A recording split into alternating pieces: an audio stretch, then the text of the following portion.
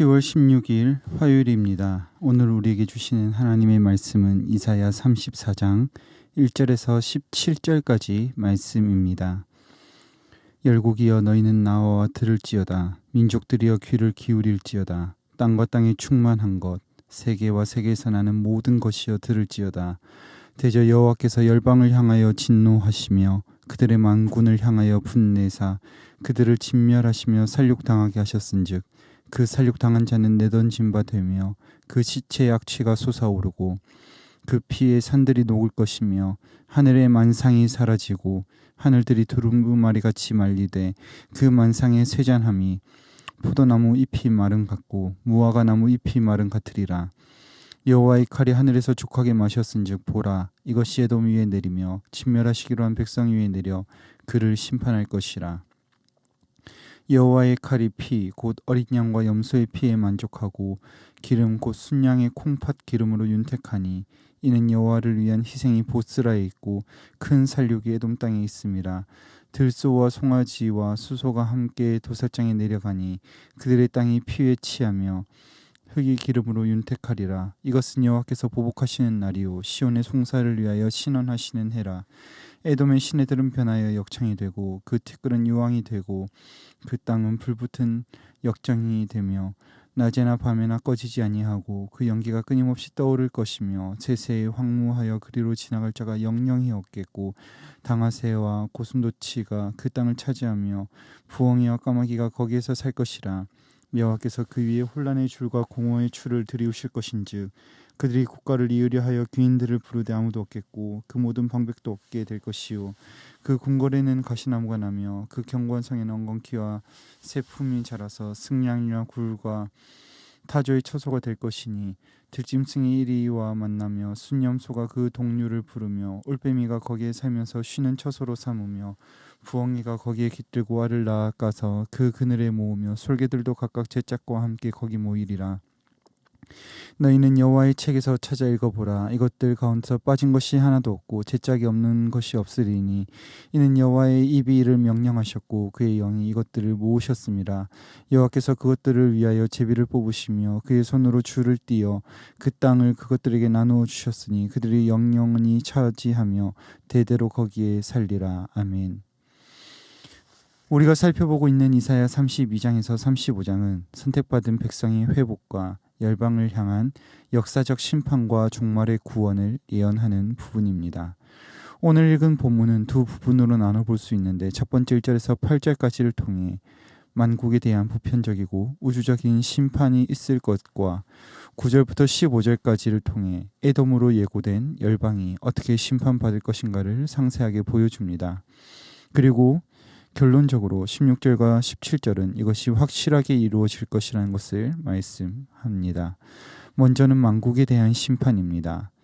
1절의 이사야는 심판받을 열방을 부릅니다. 그렇게 부르시는 주체는 여호와 하나님이심을 말씀하고 있습니다.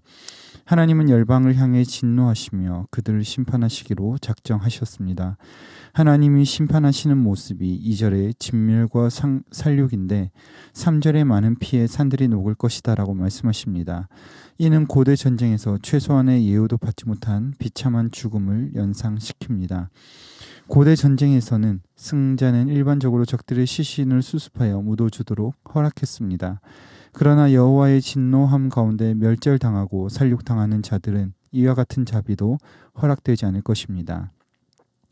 민족들을 향한 심판은 하늘에까지 이어지는데 하늘의 만상이 사라지는 것, 이는 자연의 하늘에 있는 별들이기도 하면서도 하늘에 있는 피조 세계를 창조주보다 더 섬긴 이들을 향한 궁극적인 심판이 이루어지는 것을 말씀하시는 것입니다. 이어지는 5절에서 15절은 에돔으로 대표되는 열방을 향한 심판입니다. 6절의 보스라는 에돔의 수도인데 여기에 여호와를 위한 희생이 있다는 것은 에돔이 이제 희생 제물처럼 멸절될 것을 말씀하시는 것입니다.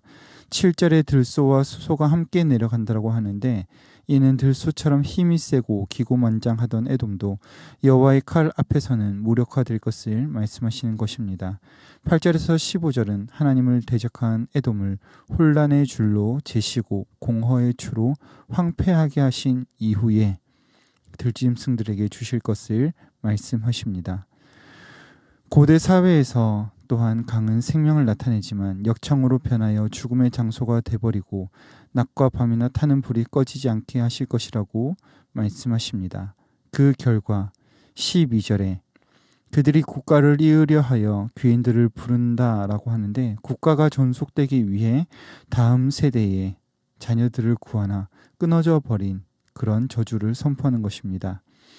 그리고 13절에서 15절은 그들의 모든 땅에 짐승들의 처소가 될 만큼 황폐하게 됨을 말씀하십니다. 16절과 17절에 결론적으로 하나님께서는 분명하게 이 일들을 행하실 것이라는 확증의 말씀을 하십니다. 여기 16절에 여호와의 책이 무엇인지 명확하게 알려지지는 않았습니다. 그러나 이러한 재앙 앞에서 빠진 것이 하나도 없이 이룰 것이며 제 짝이 없다는 것은 앞서 14절과 15절에 언급된 짐승들이 짝이 없는 것이 없이 에돔 땅에서 둥지를 틀고 살아가게 될 것이라는 의미로 철저한 하나님의 심판을 예고하는 것입니다. 그러나 성경을 오해하는 사람들은 이 16절 한 구절을 가지고 여호와의 책에 신구약이 짝이 맞게 되어 있다라고 해석하는, 그렇게 엉터리로 말하는 사람들도 있습니다. 그러나 문맥은 하나님을 거역하고 대적이 되어버린 열방과 에돔을 향한 심판입니다.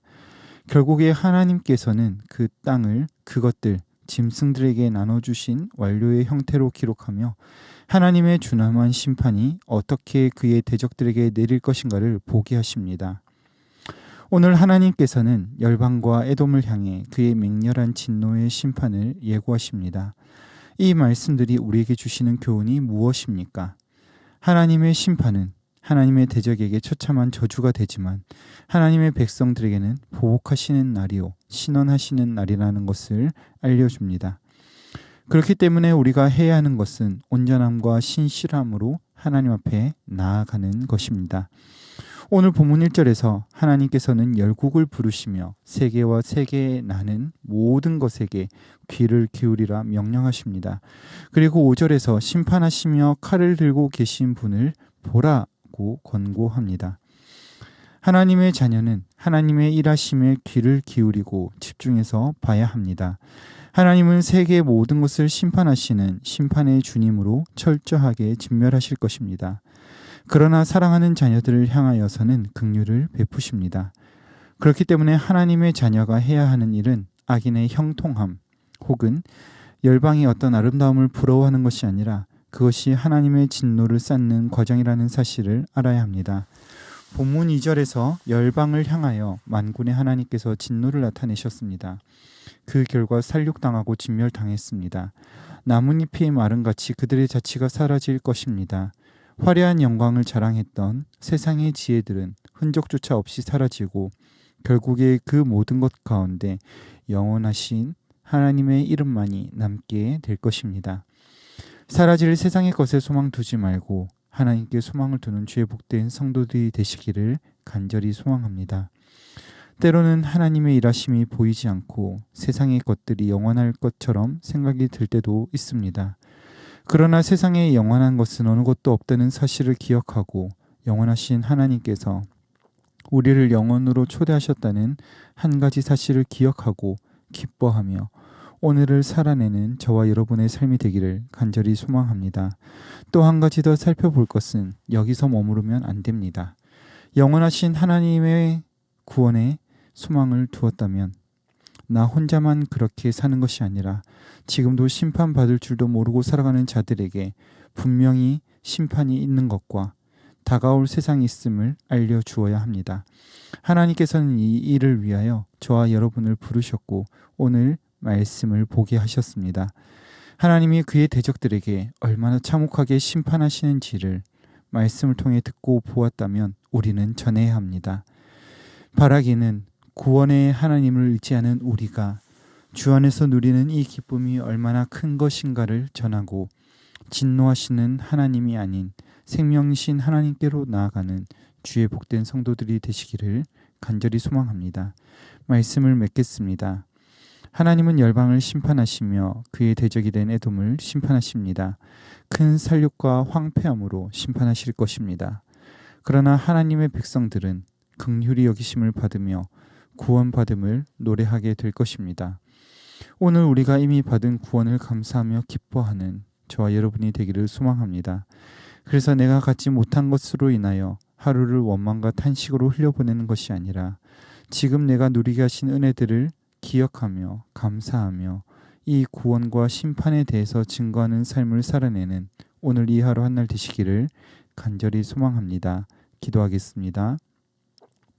거룩하신 주님, 나라와 민족과 열방을 심판하시는 주님을 찬양합니다. 주님의 거룩하심에 따라 모든 나라를 심판하시는 주님께서 우리를 긍휼히 여기시며 신원하여 주심을 감사드립니다.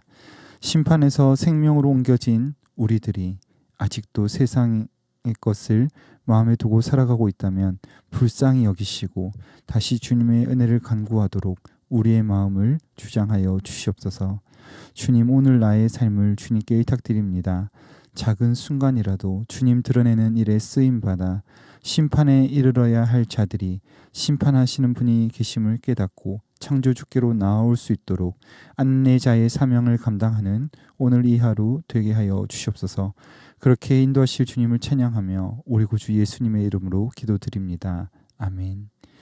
이 시간 함께 기도하실 때 주신 말씀 붙들고 기도하시고 주간 기도 제목에 따라 환우들과 연약한 성도들을 위하여 기도하겠습니다.